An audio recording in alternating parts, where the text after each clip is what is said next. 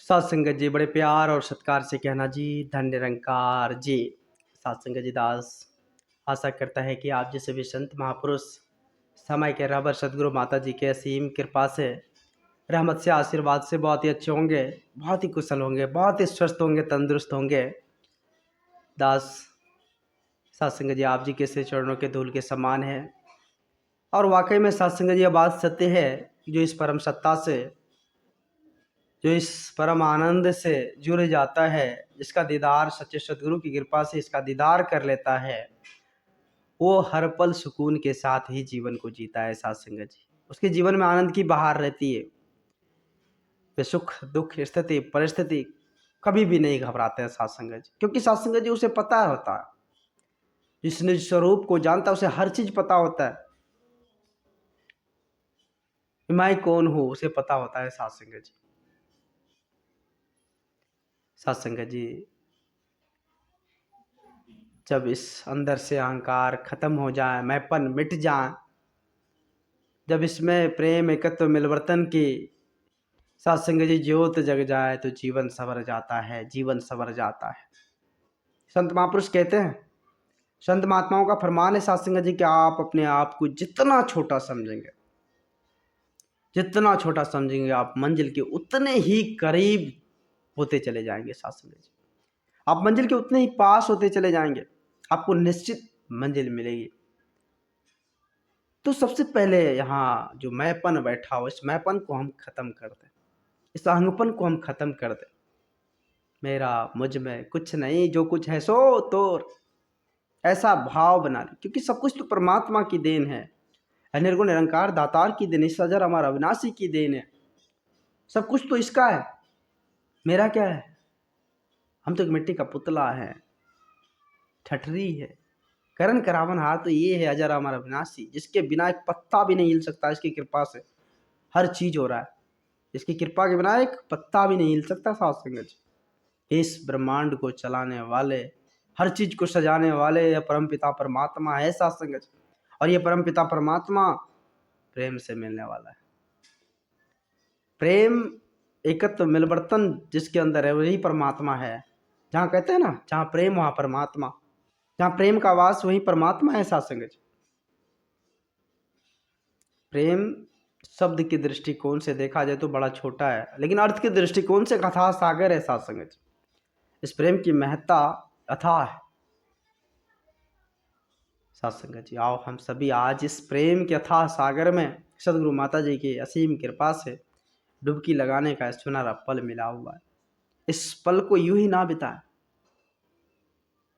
इस समय को यूं ही ना बिताए। कहते हैं ना समय बड़ा अमूलक है। साथ संगत जी ये समय बड़ा अमूलक है।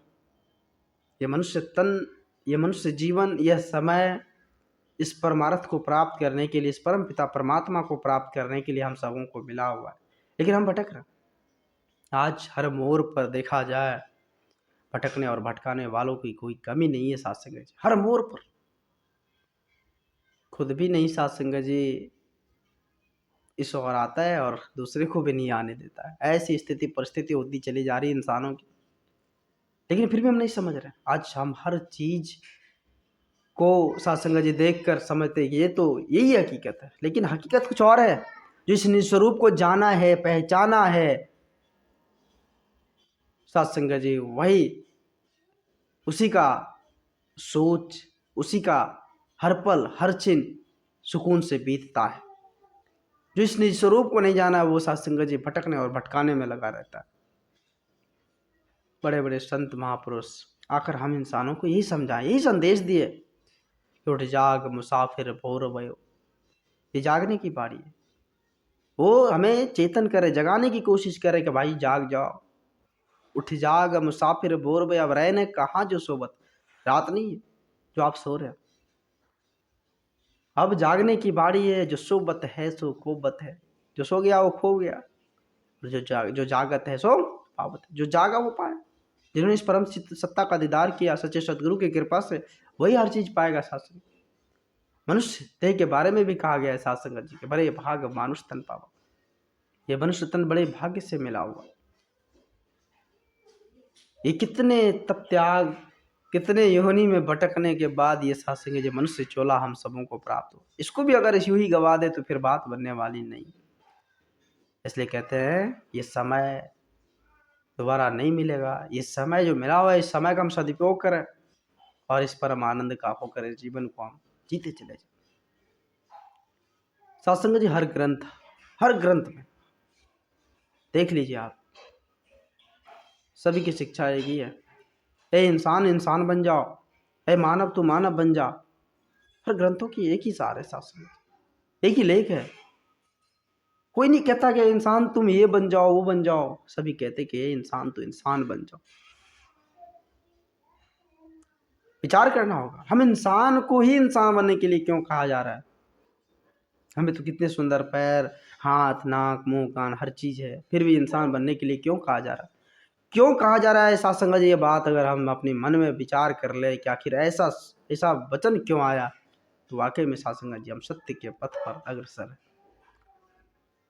हम उस पथ पर चलने को तैयार हैं जब ऐसा क्वेश्चन दिमाग में उभर कर सामने आ जाए कि आखिर हमें मनुष्य तन मिला क्यों, किस काम के लिए मिला? ऐसे ही बस कमाना, खाना, सो जाना, ये नहीं। सबसे पहला कर्तव्य कार्य इस परम पिता परमात्मा को प्राप्त करना, इसलिए हमें मनुष्य तन मिला हुआ। संत महात्माओं का फरमान है सत्संग। तो आज हम सभी बहुत ही बड़भागी है जो ऐसे सच्चे सतगुरु का श्री चरणों में जगह मिला, प्रेम कथम मिल बर्तन भरा परिवार मिला। दास गदगद है, दास को देख रहे सत्संग जी वो बहुत सारे संत महापुरुष जिसके चेहरे की ललाट बता देती है कि कितने सुकून से जीवन जी रहे हैं, कितने अच्छे से जीवन जी रहे हैं। वही सत्संग जी, यही तो जीवन है जो सत्संग जी हमें वहाँ देखने को मिलता है। ये चरण दास को भी मिला है, दास को बख्श लेना, अपने श्री चरणों से जोड़े रखना। दास तो बुलना आ रहे, दास आप जी के श्री चरणों के धूल के समान है। दास को माफ़ करते अपने श्री चरणों से जुड़े रखना। दास बोल चुकी ले क्षमा चाहेगा, प्यार से बोलना जी। धन्य निरंकार जी।